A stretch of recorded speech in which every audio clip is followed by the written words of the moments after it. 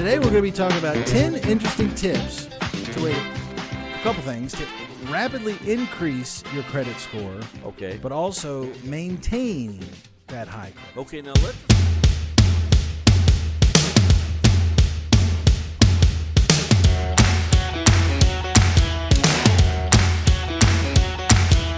Welcome to the closing table with the Money Guys, Sidney Young and Jared Parrish. This episode is being brought to you by Allura Financial, AlluraFinancial.com, your source for real estate investment funding. Now, presenting the Money Guys. All right. Welcome to the closing table with the Money Guys. My name's Sidney Young. And Jared Parrish. We're the Money Guys. We got Yo your money. money. It is the 27th day of April, 2021. The year of our Lord. The year of our, the year of our Lord. Get religious all of a sudden. It's a gray, cloudy day here in downtown Houston. I personally like it. He likes Keeps everything. it cool. It's that J1 you smoke. Anyway, hey, speaking of a relaxing time, Jared went up to the hill country in Texas this past weekend. I did. Drank wine with your pinky in the air. That's it. Went out there on the motorcycle. Had a good Oh, that's time. right. You rode the motorcycle. Oh, yeah. Got sunburnt to prove it. 3 hours up there, 3 hours back. A little more than that. Probably Really? closer to 4 hours both ways. It's like riding a horse, chaps your ass when you do that. A little bit. So you got for you motorcycle riders, you got a brother right here. Yeah. 2 wheels down, man. 2 wheels down like a clown. Keep the shiny side up. Sunny side up. And this show, the Closing Table Money Guys, brought to you by Allura Financial, AlluraFinancial.com.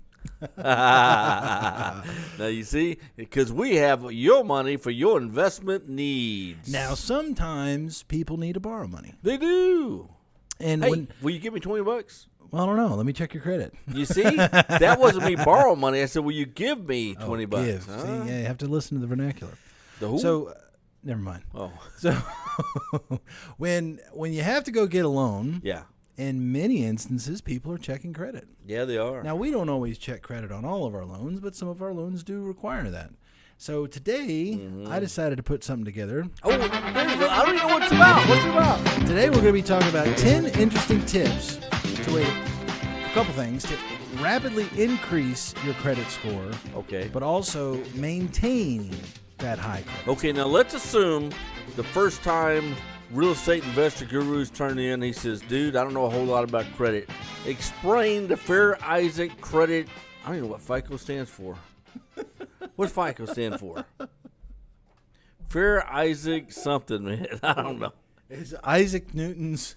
No, it's Fair 3 Isaac laws. Credit. You got to Google that. Google FICO. So, But it goes from 300 to 800. no, it goes higher than 800. Does it really? Yeah, Oh, I think shit. it's. I've never seen one 850 or above a high 860. 800. Yeah, no, you can go all the way up. And there. you people who had 800 FICO score, you're not human. No. All right? Yeah, and what's funny with the credit bureaus, I mean, it seems like anything and everything will affect your credit. I mean, Yeah. you fart in a public room, boom, your credit score But no goes one down. knows the algorithms that they calculate. I know. They keep it secret. So we've got a few interesting tips. Some of them are basic, and a lot of people are going to know. Maybe they just need a little reminder on. Mm-hmm. Some of them are going to be interesting, and you may not have heard of them yet. So you're saying get a $10,000 credit card, use it all up, and never pay it. Yeah, that is a great way to ruin get your sued. credit. But hey, you got to play with 10 grand in the meantime. What the hell? Yeah. So I would first tip. So like I said, the first few they're going to be kind of common sense. The Okay. first one, know exactly where you stand and where you want to go. Now, the reason that's important is because that's going to kind of dictate what you're trying to do with your credit. It's not just a score. When people are checking your credit, they're not just looking at a score. They're looking at your overall credit. Okay, so they're looking at their usage. So it kind of depends on, are you trying to buy a house? Are you trying to buy a nicer car? Are you trying to refinance a bunch of shit and get a lower interest rate? What are the goals? So you mean if you got a 505 FICO score or a 650 FICO score, they're not just looking at the score? The mid score? No. Okay. And then so, define the mid score. Talk about that. Okay, I'm going to give you an example. So we're going to get into the details here momentarily, but a guy with a 640 credit score goes in to buy a car. Yeah. And there's a guy with a 690 credit score that goes in to buy a car. Ah. Okay. Now, the guy with a 640 credit score has a lot of credit history over the past 15 years. He's purchased multiple cars. He's paid them off. He's had good payment history. Now, the guy with a 690 credit score only has one credit card. Ah, no history. So the guy with a 640 credit score is more than likely going to get a better deal on his financing than the guy with a 690 because he's never purchased a car. Okay. So does that kind of make sense? Yeah, as that far does as make credit sense. usage? Okay. Okay, so that was tip number 1. Is kind of nowhere to go. Tip number 9 is keep your credit cards even though you're not currently using them. Your credit history factors into the strength of your credit score. So the factor will average the ages of your loans and your credit cards and your lines of credit. Is it good to pay off the credit card every month? Yeah, no, paying it off every month is wonderful. But one of the main things is you want to make sure that you keep the credit card, even if you're not paying, even if you're not using it. Let's say, and a lot of people have these, they'll have a credit card that they only use for emergency situations. So they just maintain a zero balance. And that's absolutely fine. Just don't close it out, because let's say you've had that credit card for 10 years. Okay? If you close the credit card, you lose that 10 years of history on your credit report. Oh, I see. I run mine up and I pay it off every month down to zero. My brother, all of his bills, all of his monthly purchases, his groceries, his light bills, everything except for his mortgage are all paid on his credit card. He uses his credit card for everything, and then he pays it off at the end of the month. Yeah. So doing it like that, I mean, he gets a lot of credit card points, which is great for him. I mean, it doesn't cost him anything because he's not paying any interest. Because since he pays it off every month, there is no interest. So the credit card company makes a bunch of money because they're getting all the processing fees, and he's getting a lot of points in the process. Boom. But you have to be very disciplined when you're doing that. It's easy to get out of hand. Now, before you go any further, talk about the mid score versus a score. Okay, so you're pulling 3 credit scores, right? A tri-merge. So you're getting your Equifax, your Experian, and your TransUnion. Mid-score basically means which one falls in the middle.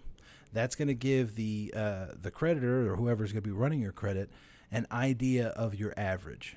Because we've seen where people go, "Oh, here's my credit report. I'm a 650." Yeah, it could be an Equifax, and they're at like 720, but there's maybe 3 accounts that weren't reported on their Equifax, and they were only reported on, say, a TransUnion account.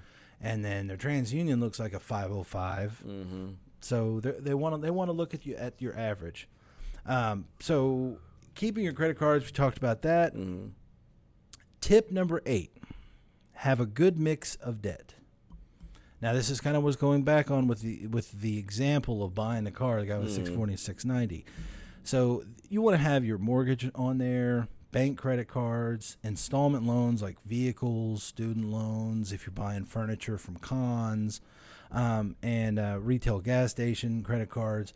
You want to have a little mix of everything, so they see that you've had experience paying a number of bills and you're good with it. Because that's the whole idea behind it, is they want to make sure that you're going to be paying your bill. Yeah, that makes sense. Because and really, when looking at all this, we're looking at a lot of unsecured lines, unsecured credit, so credit cards, and we're going to get into some tips with the unsecured stuff here shortly. All right. But the mix of everything makes sense, because I mean you have to really utilize everything. So tip number 7: reduce your debt to income ratio. I know that sounds basic, but it's important. Now, going back to what we said at the beginning, know exactly where you stand. Your debt to income ratio is really going to affect more if you're applying for a mortgage. But lowering that, if you have a low debt-to-income ratio, lenders and creditors will see that you have a good balance between the amount of debt that you carry and the amount of income that you earn. Your debt-to-income can really sting you if it's too high. They're not going to trust you paying any more bills. Okay. Now, you may be self-employed, and you're just not reporting a lot of extra, but you have to look at from their point of view, because they have to be able to validate. Now, on debt-to-income, does the minimum payment count as your debt to income, or what you actually pay? Your overall payments versus your overall income. Gotcha. Okay. That's what they're going to be looking at. And there's certain things that don't count, right? Such as utilities, living it expenses. Depends, correct. But I mean, it kind of depends on who's looking at your credit. Okay. So if you're going to go buy a house, they're going to factor in your utilities as well. But it's not necessarily debt to income. It's your liabilities and obligations. Okay. But as far as debt to income, no. I mean, as far as credit utilization, that's a real big thing with your credit score. They like to see a 20 to 30% credit utilization. So if you've got $1,000 credit limit, keep it between $200 and $300. That's where paying it off a little quicker, or making larger payments, that'll help you out, because as long as you're in that little sweet spot, you're right on. Now, on the flip side, with credit utilization, let's say, for instance, you make $40,000 a year. Okay, not a great income, not terrible, but not great. And you've got 10 credit cards, because you've got fantastic credit, right? You got 10 credit cards. All of them have $20,000 in credit on each one. But how much have you utilized of it? Well, that's $200,000 in open credit. That they could use at any time they want. Yeah. If you're trying to buy a house, they're going to look at that. They're going to be, hey, this guy can spend up to $100,000 or $200,000 tomorrow. So that can count against you? That can actually count against you. Oh, wow. Okay. Didn't know that. Yeah. So tip number 6, pay more than the minimum. That's, once again, I understand for a lot of you that may just be, obviously if you want to pay it off quicker, pay more than the minimum. No, seriously. Paying more than the minimum will reflect on your report, but it goes to that overall debt to income and the amount of credit that you're using. If you follow just a guideline, say whatever your minimum payment is, add 50%, add 25%. At the very beginning, it may seem like a lot. You get used to it. Or if you set up an automatic payment. So if for instance, like with your car payments, my payment every month is $400 a month. Set up an automatic payment for $600 a month. The extra $200 is going to the principal, which is lowering the overall interest that you're paying out for the entirety of the loan. So once you set it up on automatic, you're paying it off a lot quicker. You're getting out of debt quicker. And that's for people who can afford it. Some people can't afford to do that. Yeah, no, some people can't, but you try to figure out what you can. Yeah. And if you're factoring in, for instance, a car payment or a mortgage payment, you want to factor in that extra 50%. Yes. You want to make sure you can afford that. Yes. Now, if you fall on hard times and you need to lower your own mortgage payment, you have control over that. That's something a lot of people don't think about. Very true. So, and speaking of hard times, guess what time it is? It's time for these people who are no longer in business. We're right back. I got free film with my card. Got double prints with mine. Photomat has free film, free prints, terrific discounts with a preferred customer card. Only from Photomat. I get a free roll for each roll I bring in. Or a second set of prints free.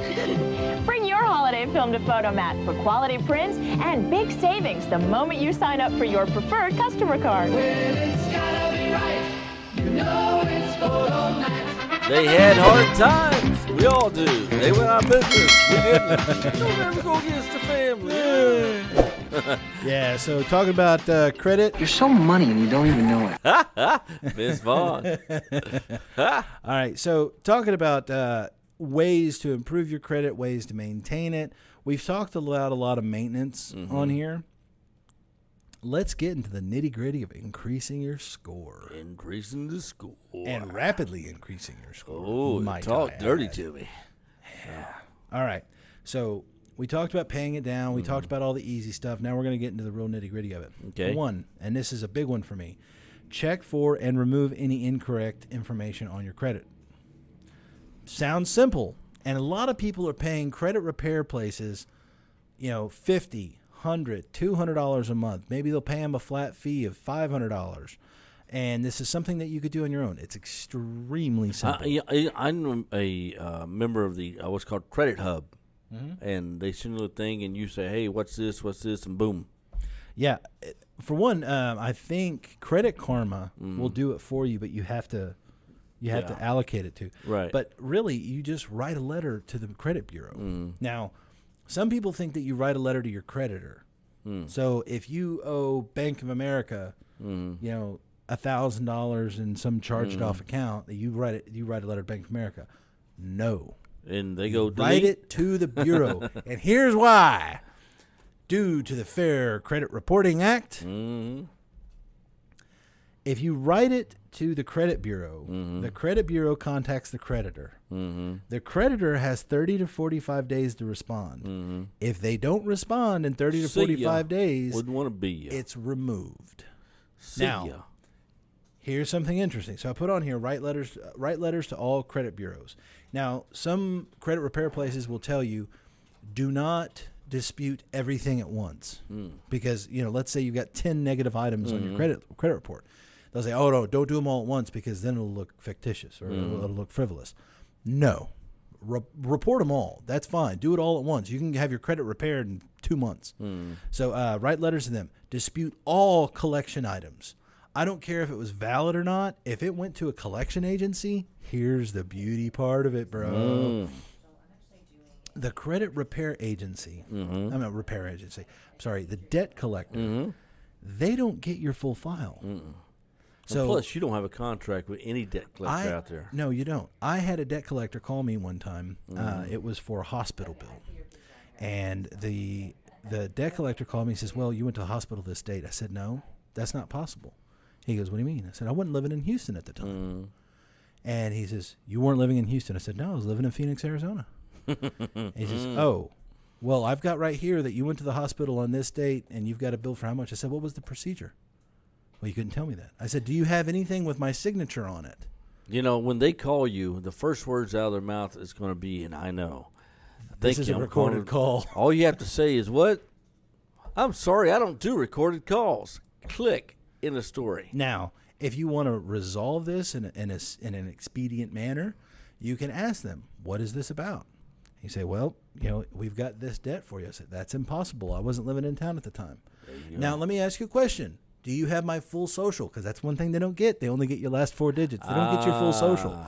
If they cannot validate your full social, if they can't provide some kind of signed agreement with your original signature, not a copied signature, original signature, and they can't validate any of the other information on there, boom, it's got to be removed. Let me tell you something. But here's the thing. The debtor credit, they're not going to contact the credit bureau and start moving credit for you. It's not going to happen. Don't waste your time That with has them. happened with me.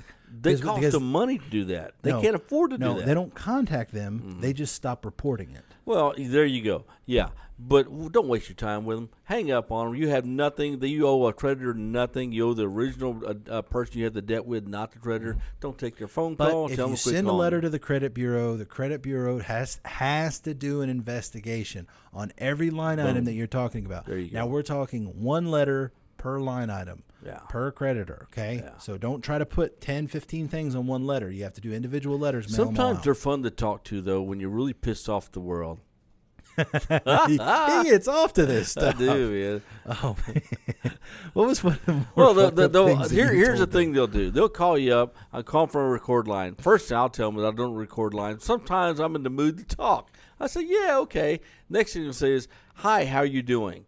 Why are you asking me how I'm doing? So what I'm going to do, I'm going to entertain Not doing them. now that you called me.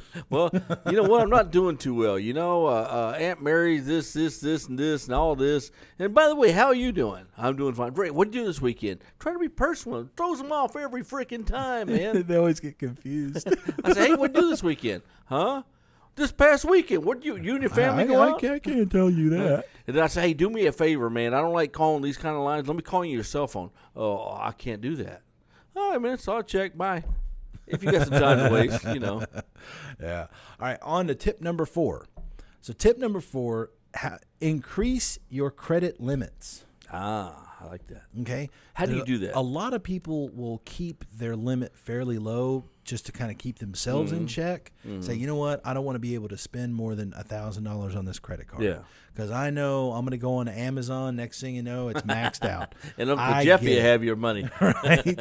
But if you increase your credit limit, let's say, for instance, you had a credit card, had a $1,000 limit, right? And you had $800 on there. That's an 80% usage. Yeah. All right. Yeah. That hurts your credit. Yeah.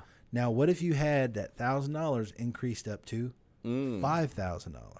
Now, what would the credit card company use as criteria to increase your credit?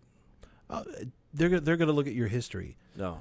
their history with you directly, not just your credit report. I mean, they're going to be looking at your credit report, but they'll typically only do a soft pull, and they're going to look at their personal history with you.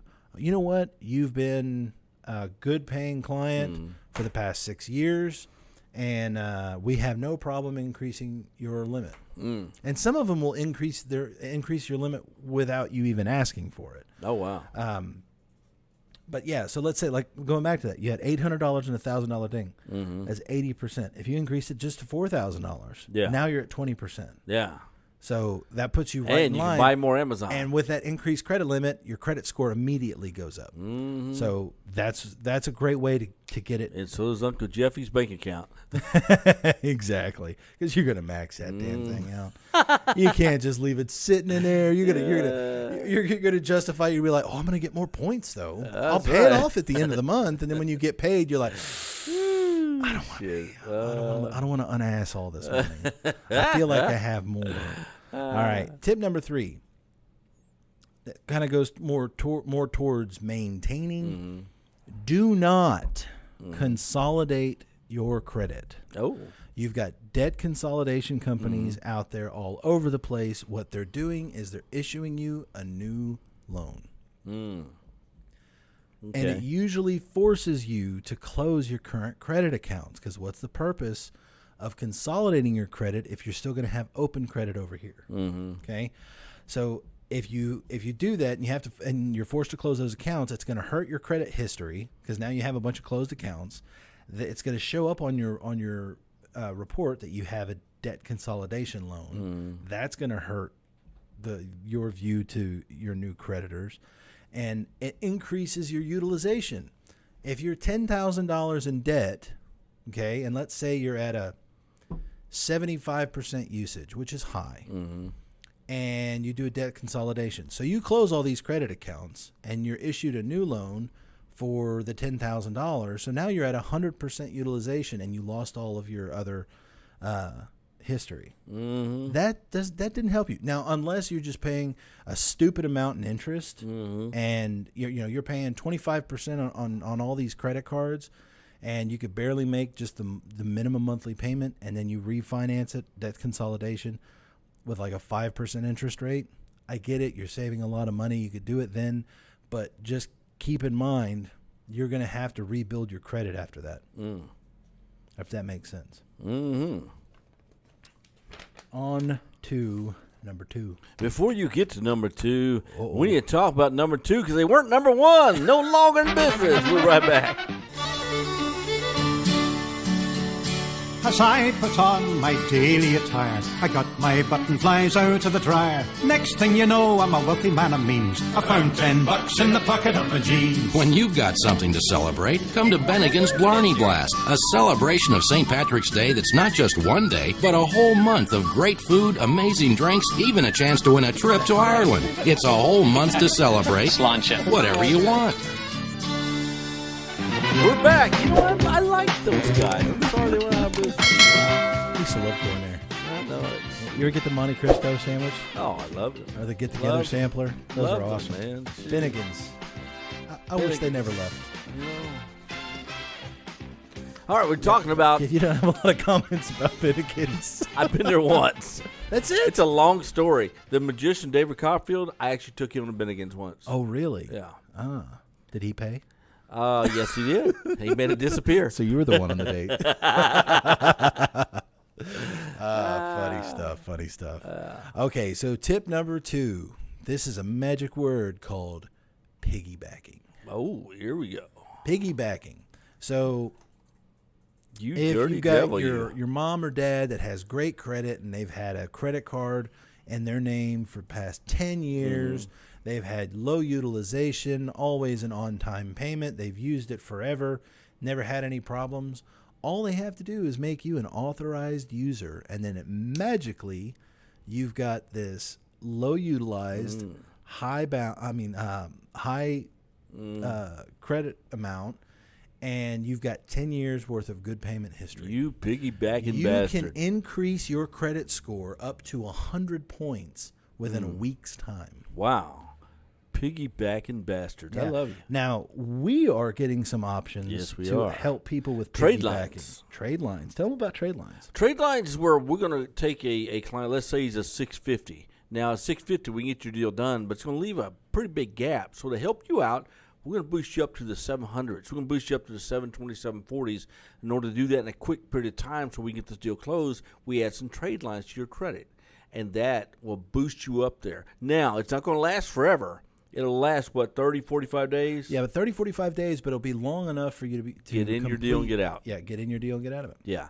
So that's something, if you need trade lines, let us know. And this is another form of piggybacking. Yeah. This is going to be an immediate boost to your score. Do you pay for it? Goddamn right you pay for it. It's like going out on a date with a model. She ain't going to last forever. You just do it for the Instagram. That's That's all. for the Instagram. Do it for the saw it. snap. It's Hey, a snap. hey. You It's know, what it is, shit. right? All right. Number one. Number one. I love the anticipation. Here's Jared. Negotiate with your creditors. Oh. So many people didn't know that they could do this. Oh. If you've got a credit card with Bank of America, Chase, Wells Fargo, any big credit card company that's an unsecured line of credit, which Yeah. is really what a credit card Right. is, you can call them and negotiate a payoff. I mean, we're talking I negotiating. owe you $30,000. What do you think they'll take? And I haven't paid you in a year. Well, if you haven't paid in a year, it's already gone to collections. Oh, okay. And collections don't pay collectors. Don't pay debt negotiate with those guys. Do not. You owe nothing. Yeah, no. That thing's been charged off. It dinged your credit. You're fucked as it is. Do not pay them. Just dispute it. Just say, hey, because they're not going to be able to validate this investigation. No more. So don't pay it. But if you have a current existing credit card with a high balance on there, it could potentially go to collection if you stop paying on it, right? Yeah. Now, do you think they would like to recoup some of that money? No, of course. I've heard of them actually discounting it over 50% to get it paid off. They can negotiate the balance. They can reduce your interest rate. They can set up different payment plans for you. They can allow you to skip multiple payments, especially now in the days of COVID.